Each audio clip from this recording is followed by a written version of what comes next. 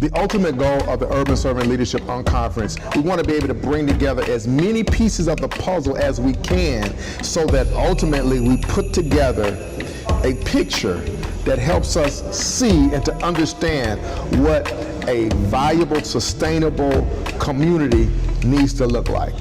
I'm here because my personal life mission is to help others help themselves. It's the epitome of what servant leadership is all about. So I wanted to come to the Unconference today so that I could discuss the Healthy Indiana Plan, which is a healthcare plan that's available to folks between the ages of 19 and 64 who have incomes at less than 138% of the federal poverty level. My name is Anita Adams. I work with Indianapolis Healthy Star. We know that there are inequalities that are happening in our community, and we work to reduce those for families. You have to be called to be a servant leader because you know that you are going to give and you may not get anything in return, and that's okay. An urban servant leader is called to do what we do. You should really research it. If you were not here, I urge you, I cannot say this enough, that you need to come to the next conference.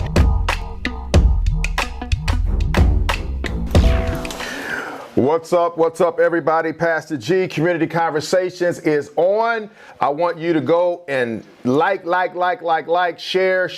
Matter of fact, you know what? I don't care if you like it or not. Just share it with somebody because I'm telling y'all, this is about to be off the chain. I told y'all we have had an awesome day today.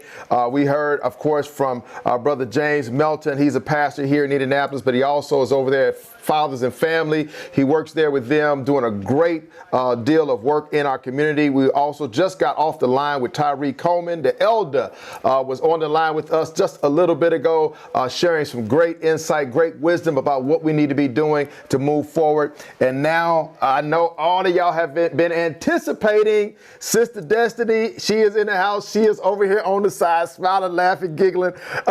We're going to get her on in just a second. But here's the deal. In all seriousness, y'all, we got to talk about what are we going to do? What is our way forward in our community?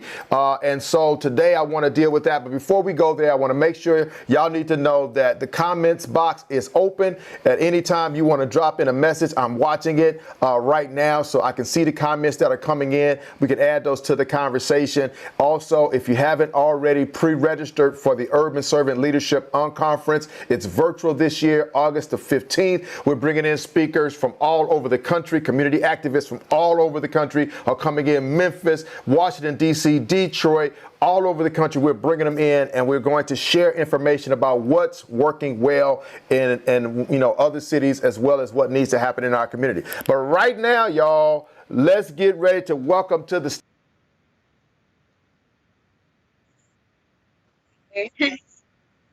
I'm good. How are you?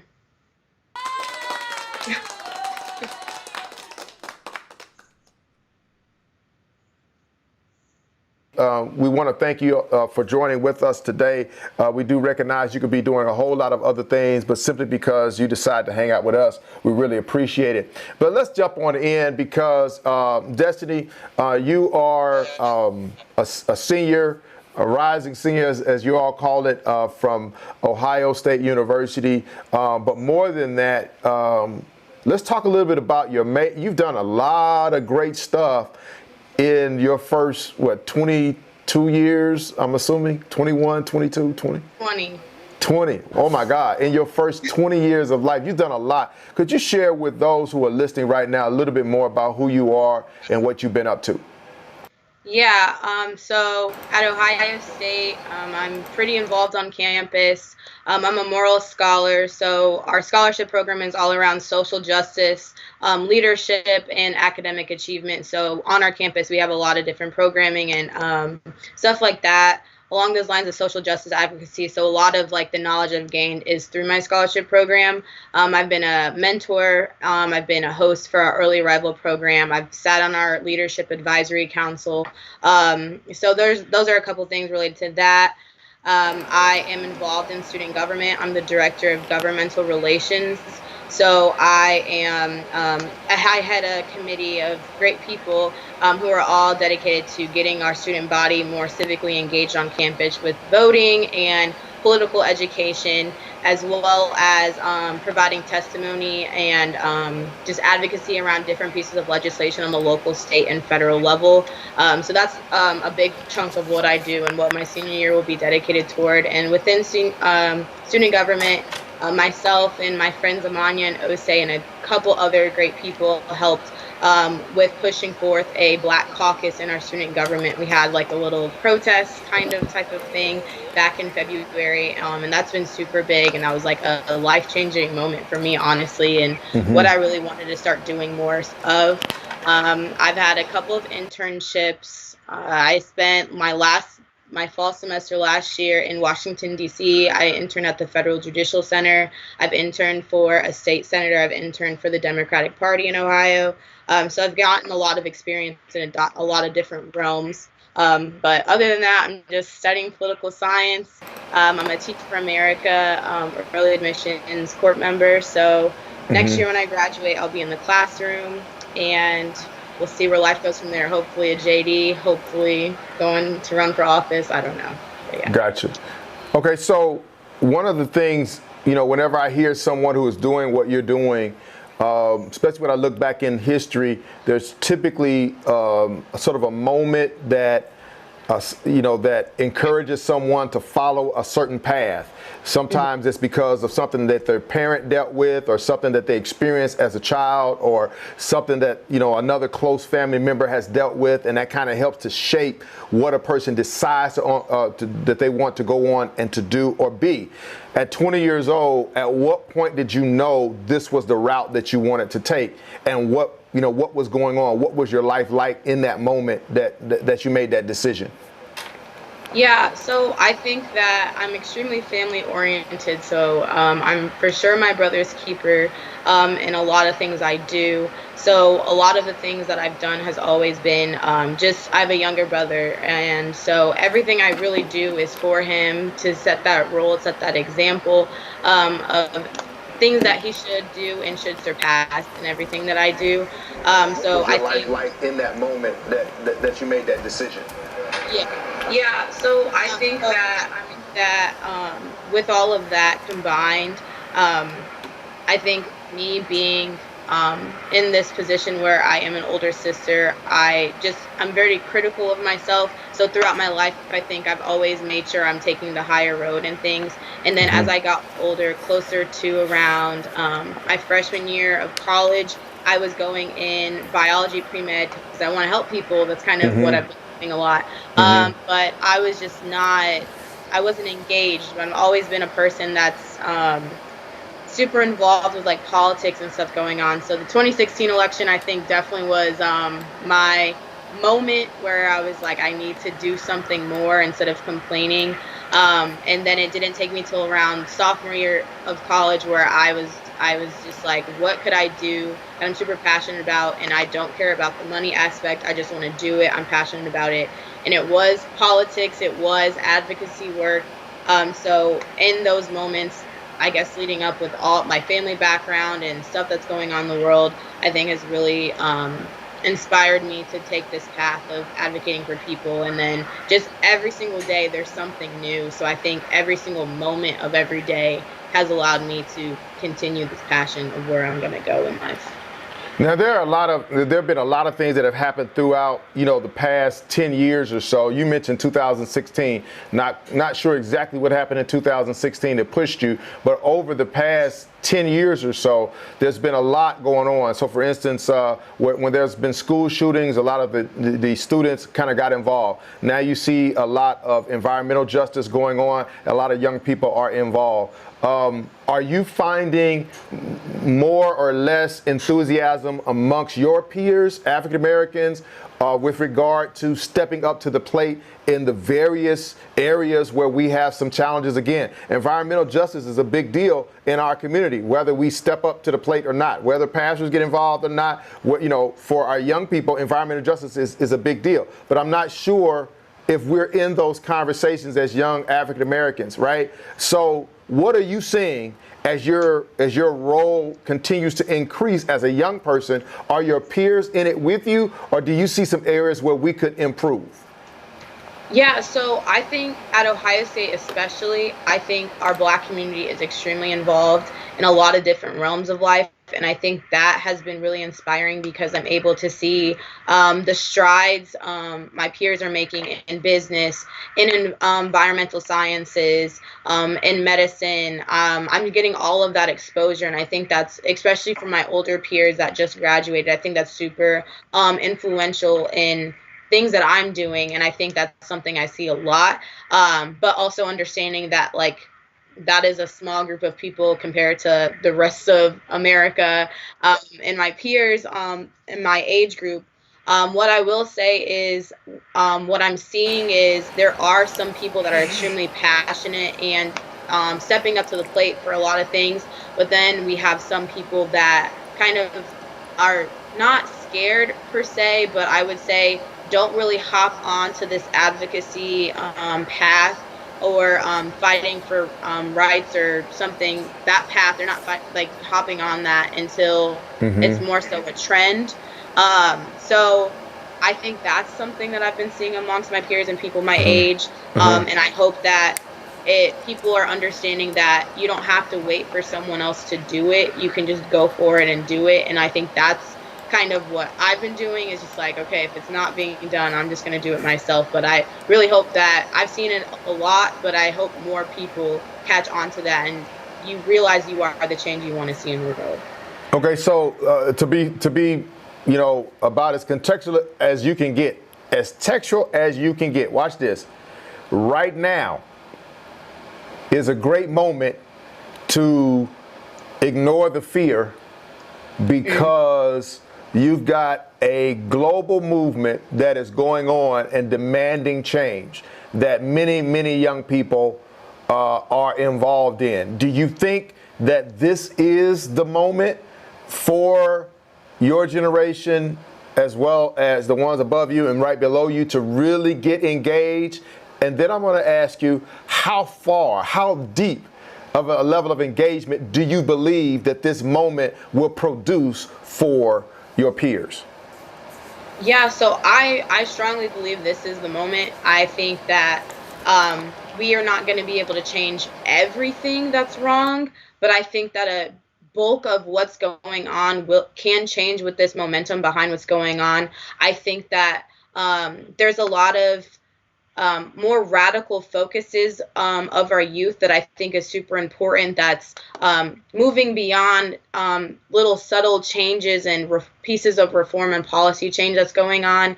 I think that we are looking at systems, and we're thinking critically about systems. And I think that voice and that radical message, which I don't really think is radical at all, but I think that looking at systems and acknowledging that it's more than just one policy, it's an entire system, it's an entire culture within that system that continues to perpetuate all the things going on. I think those conversations from our younger activists and our younger community, combined with the historical focus and the wisdom that we get from our elders, will really combine together and really produce long-term change. And I think this is the moment that we can really capitalize. I just think that the only thing that I feel like would hinder this moment is buying into media and what we're seeing on social media, what we're seeing in the news, and seeing that momentum is kind of dying down on these platforms. I think if we don't feed into that and we continue to keep our focus on what really matters, and with our message, with this multi-generational focus, I really think that long-term change across the country could come about. Okay, you mentioned focus, because you're talking quite a bit about legislation, and so one of the things that we sort of advocate for is that agitation is good, but we know what happened the last time we had uprisings on this level. D-Day, double D-Day, right, in the early 60s. Legislation came out of that. Civil Rights, right, Act came out of that. Are we going to be able to see focus on that level, from your perspective, focus on that level to ensure that that type of outcome, that means we got to vote. We can't have 40. We cannot have a 40% turnout in November. I'm just being real. If we want to see laws change throughout this country, we have to see some sweeping increases in voter turnout. And that's just my commercial for that's just my commercial for our voting. But when we say focus, how is it that we're going to maintain focus and keep the main thing to ensure that what comes out of this is the demands that we need today, the demands we need tomorrow, next week, next month, and next year? How do we remain focused on that and not just focused on marching in this moment? Yeah, so I think your commercial around what you're saying with voting, I think is super important, which is something I'm extremely passionate about. And I think if you look at the historical piece behind voting, there's a reason why they want to suppress us to this day from voting. So I think that if we really understand how powerful our vote is collectively, we will make a difference. I think that we should, I know our voter turnout's around 40% sometimes, but I think that we should have a goal amongst ourselves, amongst all Black citizens in this country, that we should have 100% our Black community registered to vote in October, so we're ready to go in November. But I think that is being pushed around a lot with voting, but not an educated vote. So I think the focus around what does your vote mean? Who are you voting for? What are the policies? What are the platforms of your elected officials and these candidates you want to vote for? I think that is super important. And I think that in addition to these marches, which is putting the pressure on these elected officials, we need to also be educating ourselves when we come together on this is a person. I know a lot of people have been showing up and saying how they feel about the Black community. And to me, it's very performative, and you just really need the Black vote to get your spot. Mm-hmm. But when you come to these things, what is your platform? If you can't give 3 pieces of focus and legislation that you're bringing to this, like if you come to a protest, tell the people 3 pieces of legislation you're going to introduce to show that you are listening to the Black community. So I think in addition to voting, we have to be really educated on what this vote means, but know that that's not the end all be all, because that really only focuses on legislation when we have the economy, the Black economy, and how we are the backbone of this country with our money. That's something also to pay attention to, where we're funneling our funds into. So if we stay focused on just like the power of ourselves and how we can shape this country, I think that will really produce that monumental change that we're talking about. I had an experience living in Colorado Springs. My wife and I moved out there when we first got married. So that was about 25 years ago. And the experience that we had was something I'd never experienced anything like that before. And it was this. It was that because the majority of the residents of that city were seniors, the issues that rose to the top in the city county council, on the agenda of the governor and the mayor, were relative to the group that dominated. In fact, you follow this logic.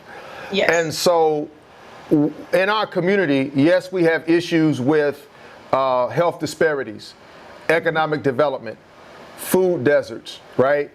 We have recidivism or reentry. We have infant mortality, maternal mortality. We've got a multitude of issues, criminal justice. I said it before, environmental justice. We have a multiplicity of issues that are coming down that have been ignored in our communities now for decades. We want to stay focused. Our issues hit from the rooter to the tutor, right? So we've got, like I said, some people will think about maternal mortality if you are a woman of childbearing age. Others will think about education when you've got children who are in school.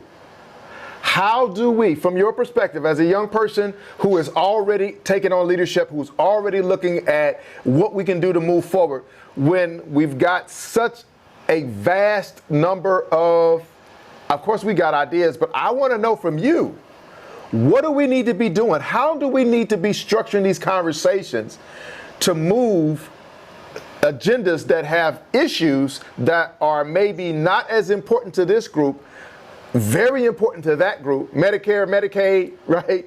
Very important, Obamacare, very important to this group, not so, but all of these need to be addressed. in order for us to, as a community, move forward. How do you see that being dealt with in terms of how we communicate our needs and our agenda in our community with so many varying issues going on? Yeah, so I think the first start to really analyzing where we should start would be having those conversations, having community meetings, having different neighborhoods come together and have these conversations so we can figure out, okay, I see this community, this neighborhood over here really cares about education, and as does this community over here, but it's not the top priority. So just figuring out what we can all come together on, what all of us are focusing on, because I can't speak for entire Indianapolis on what the first step is, what our first focus is, because I don't speak for everybody. I speak with people, so I think that's the first important step, is to speak with people, listen to what they feel is the most pressing thing for their community, and see if there's overlap, so we can start putting those things higher up on our agenda. And I think right now what we've been seeing with these marches is the police brutality, excessive violence. So that is something that definitely needs to be at the top, and advocating for not only these small changes that I think the mayor has introduced, but also the legislation that allows this culture in the police department to manifest. So qualified immunity, I think, is definitely in that federal legislation. So making sure that the constituency in Indianapolis is focusing on getting their elected official in Congress to focus on that. So I think by doing so, these marches and these protests are allowing us to see that, okay, collectively, we all see that police brutality, excessive violence, the culture of policing in general is flawed, and we can all agree that that's something on our top priority. But what's next? I personally, just as a younger person, I think that education is our next place to go from policing, because to really create long-term change, we have to start where our youth are, because they're going to be rising and emerging. So that's my focus. I also want to be a teacher. I'm going to be a teacher next year, so I'm kind of biased in my opinion on that. But I think that with that legislation focus, we have to really have these conversations, though, and see what we all collectively feel like should be on the highest parts of our agenda. Now, and you mentioned education, and you also mentioned the fact that at OSU, you're going to have students who are doing political science, they're going to be doing communications, they're going to be English majors, they're going to be in finance, they're going to be architecture, they're going to be studying across the board, African American students, minority students, people of color, right? And I think what I hear you saying is that we need people in places to speak to issues based on their capacity, what it is that they're interested in, what it is that they're building subject matter expertise in. And I get that. Now, what then would you say to one of your peers who has decided for themselves, I'm going to go the finance direction? That's what I'm doing. You just said, hey, I'm teaching next year.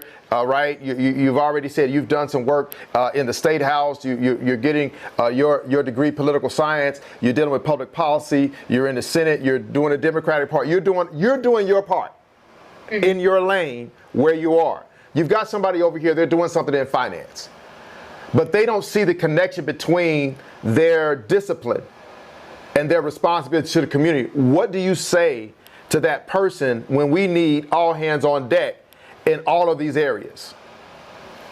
That's a good question. Honestly, I don't know. Like, I just think that in order to have that conversation, we all, like, I just think, like, we have to really have unity amongst the Black community to know, like, and are aware of what's been happening for years and understand that intersection of all these disciplines.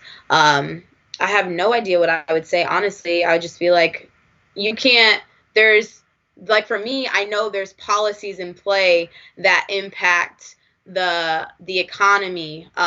There's like an intersection there. There's that focus of, there's different pieces of legislation that focuses on your money, for example, like the CARES Act, and all these different things that that I mean, money this, piece just think there. about paycheck protection. You know, I Exactly. mean, in a pandemic, we've got. I think they said, you know, 25% of African American businesses have even received that, you know, that protection. Right. Not to mention.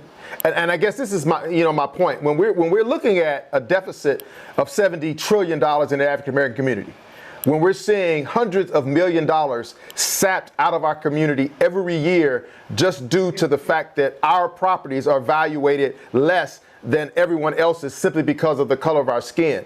That means that this particular African American finance student is walking into a discipline that covets the African American dollar, covets it at this level, but values it at that level. And so when you talk about education, I'm just trying to figure out, you know, when you've got student athletes, you got students at Ohio State, they're going to go on to the pros, they're going to become professionals.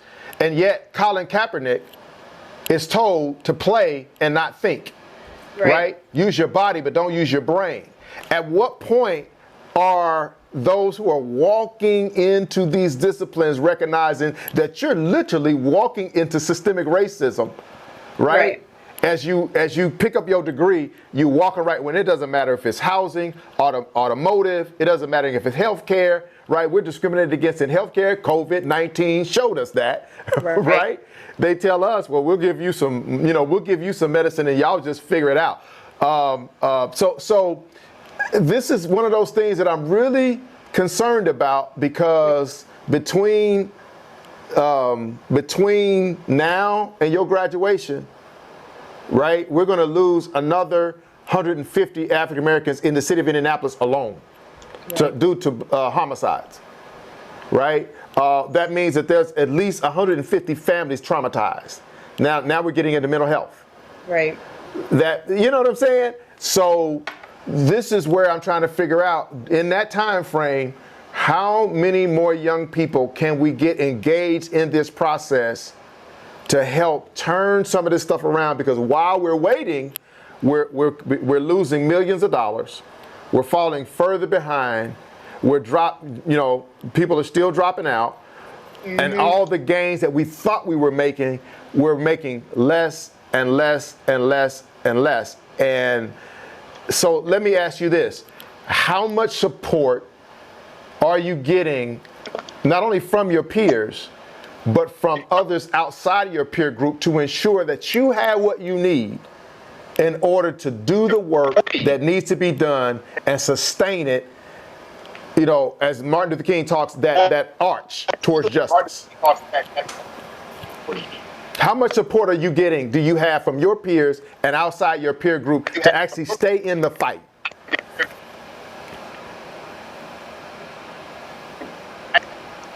Okay, so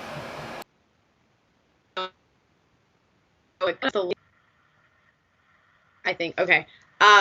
So I think if everyone that's young has the mindset that you, I really think that could really just change how we view the disciplines we're entering, our focus when we get in these career places.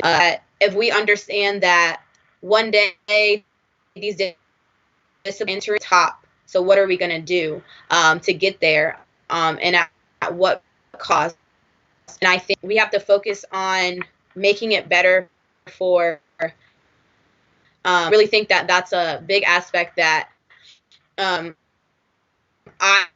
change why a lot of things that I'm doing. I'm like, okay, I want to make sure that this is a better place for a younger destiny to come along. And there's always, you can always look back and be like for me in high school, I could look back and be like, what advice would I give myself in high school on how I could have had a better experience? And instead of thinking back on that, reflecting, you can just live in the now and be like, I'm just going to do everything I can to make sure that I don't have to reflect and be like, dang, I wish I would have done that. I can just do this now and be the change that should have been done, but can start with me, and everything can start with you. So I think that's a focus that we can start having amongst ourselves, is you don't have to wait for this change to come. You don't have to be discouraged that the change hasn't come. The change can start with you. So I think that could be just that mindset, that mentality when you enter these spaces, is that it's bigger than you. It's a system is against you. So if we change our mentality to start channeling that, we can really start this change. And even if you are alone, that change can still come about, because even if you're challenging the way your boss is saying something, that's still doing something, because it's changing the way they're thinking and they're treating different people, especially Black people. So I just think that the change can really start with you. And I think if our younger generation can have that mentality going into these disciplines, whether it be in finance or politics, that we can really produce some change. And I expect, when you were talking about like the finances and pieces of legislation, our state minimum wage, I think, is still $7.25, and that's an intersection right there that we can focus on, that Black dollar, and how in Washington D.C. when I was there, the minimum wage was like $15. It was not really truly livable, but we don't even have a livable wage in this state. So that was just like, I just missed out on when you were talking about that finance and politics point. Yeah, because I think for me, I want to make sure that we are supporting you and your peers, because 50 years from now, I'm not going to be here, right? 50 now, my parents aren't going to be here. And so because of seriously, it takes a long time to really see the wheels of justice turn. Now, it should not have taken this long for us to get to where we are, and I'm sure you would agree, okay? It should not have taken us, we shouldn't be still talking about the same things now that, we shouldn't be talking about the same things now that we were talking about, 50 years ago. That's ridiculous, and I'm sure you would agree. But let me ask you this too, because you do, and I'm trying to get you back on here. Be patient with me. Are you still there? Are you still there? Okay, just trying to make sure. It is some new things on me, boy. I'm like, whoa, this is. You remind me of the Dorothy Height, the Mary McLeod, the Shirley.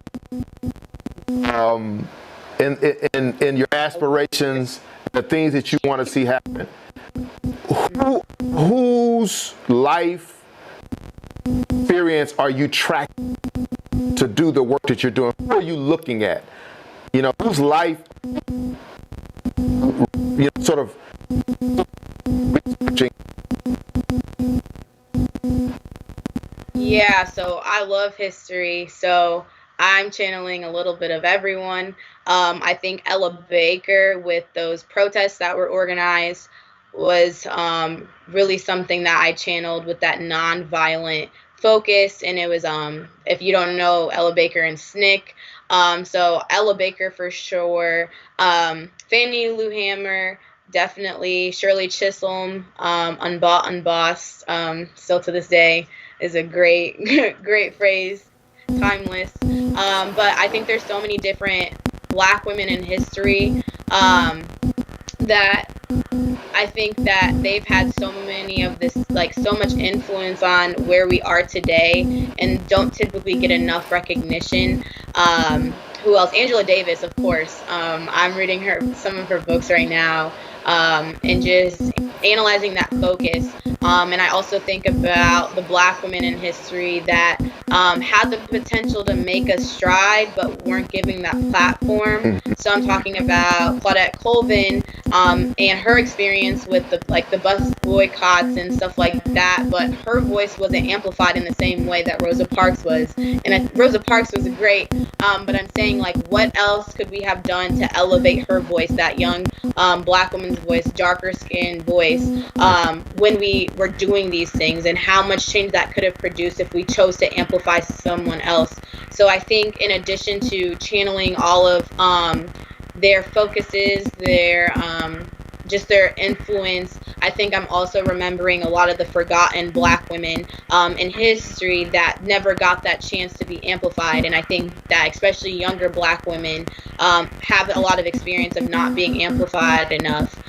So I just, as always, just want to make sure that I'm honoring who has influenced me, and just like their history, their knowledge and their wisdom has put me, like, I feel like beyond my time sometimes, but also channeling the fact that someone could have had the opportunity to do so much with their voice, but they weren't given the chance. And that's why I take a very community stance, because I appreciate my voice being amplified sometimes, but there's so many different people that are younger than me or doing the same thing as me. For example, the IUPUI protest yesterday, a couple of their students, the president of their Black Student Union, she was amazing. Her voice needs to be amplified more, needs to be heard more. She said some great things, and I was just like, we need to have more of these chances for more people to come forward and amplify their voice. So that's kind of a lot, but to answer your question, yeah.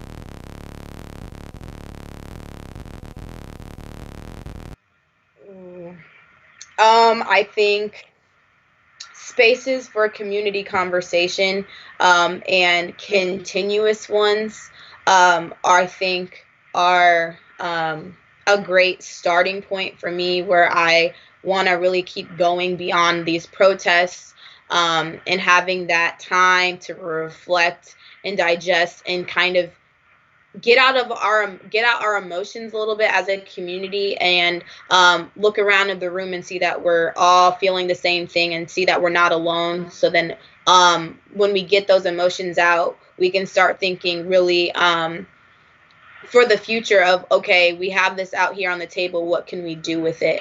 So I think that space and the opportunity for those, not to be led by me, but to be led by any elder that could facilitate those conversations, I think could be super, super helpful. What's another thing? And I think a lot of times people are talking about having a seat at the table and feeling like there has to be one person at the table. But I think if I wanted something for this communal growth and this collective vision for the future, is having a table we can all sit at, where our elected officials come to us. We don't always have to choose that tokenized person to go sit at the table and speak for the people. No, you come to us, you have these conversations with us, understanding that everybody in the room has an equal voice. Everybody has been talking. It's not this one person talking. So I think the space and the table where our elected officials come to sit at it with us is what we really need. Yes. Table. Yep.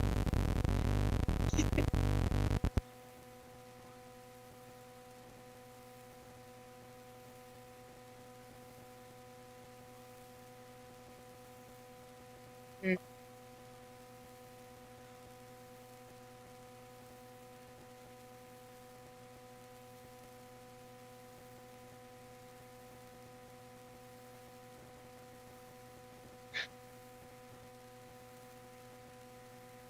Mm.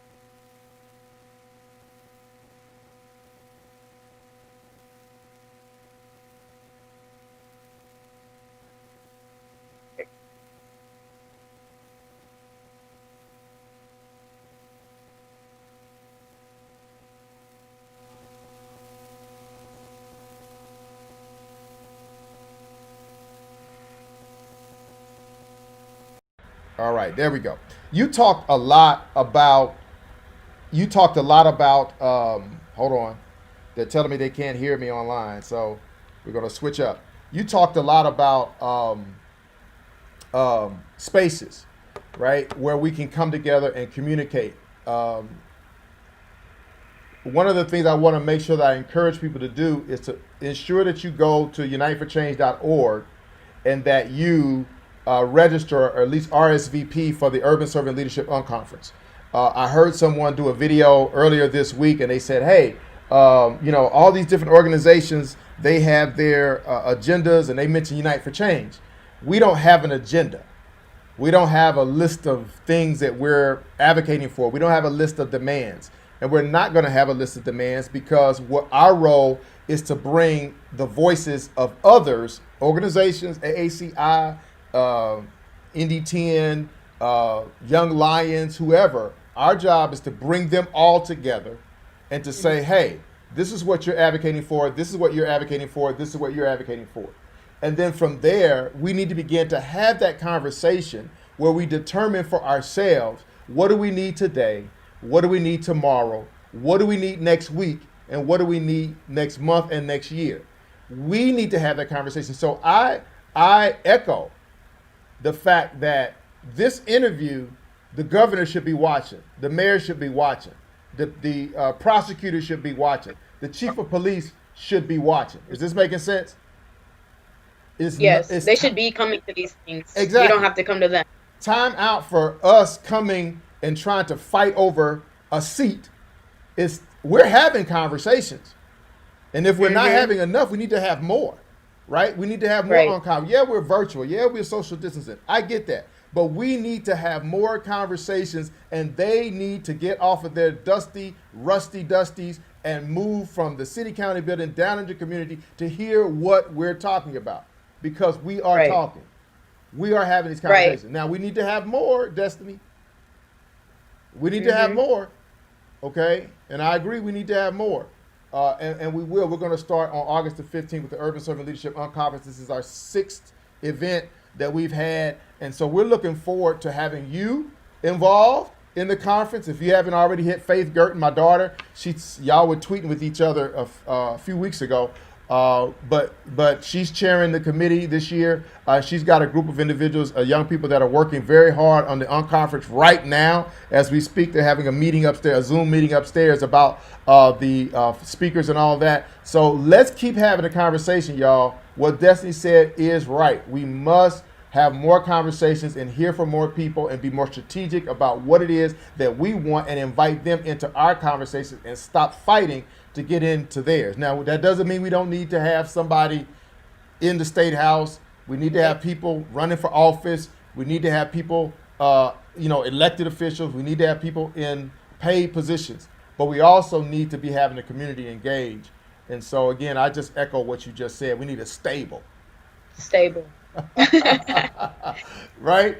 We need spaces and we need a table where we can talk. All right, I'm going to leave you alone because they already tell me can't nobody hear me and all that kind of good stuff. So, Sister Destiny, thank you for joining with us. Let me give you some applause. Let me say. Yeah. Thank you for joining with us today. This is our last interview for today. It's been like a marathon. We're going to turn this into a podcast. So for those who can't watch, you'll be able to listen to it in your car and all that kind of good stuff on Spotify. You can listen to it on Anchor.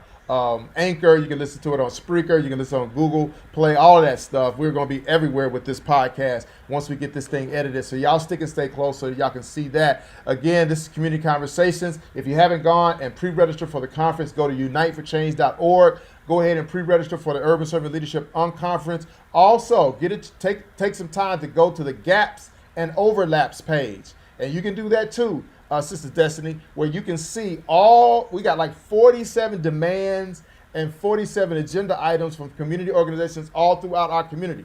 You're going to notice that there are a lot of gaps in there, but there's a lot of overlaps on that list as well. In addition, when you go to that page, you look on the right side, if you're on a desktop, you'll see a list of organizations that are doing great work throughout the city of Indianapolis. If you're watching this and you're one of our white brothers and sisters and you're sitting back and you're saying, hey, I want to get involved, but I just don't know how, go to that page, look at those agenda items, look at those demands, look at those organizations, and find a way to join in a group that's working in an area that suits your why, right? Suits who you are, suits what it is that, what it is that you believe or the way you feel and, within yourself and within your family, within your community. Go to that page and find some way to get involved so that you can't say, well, I wanted to do something, but I didn't know what. Lastly, and I didn't mention this, Sister Destiny, lastly, Faith just wrote a blog post about how to buy black.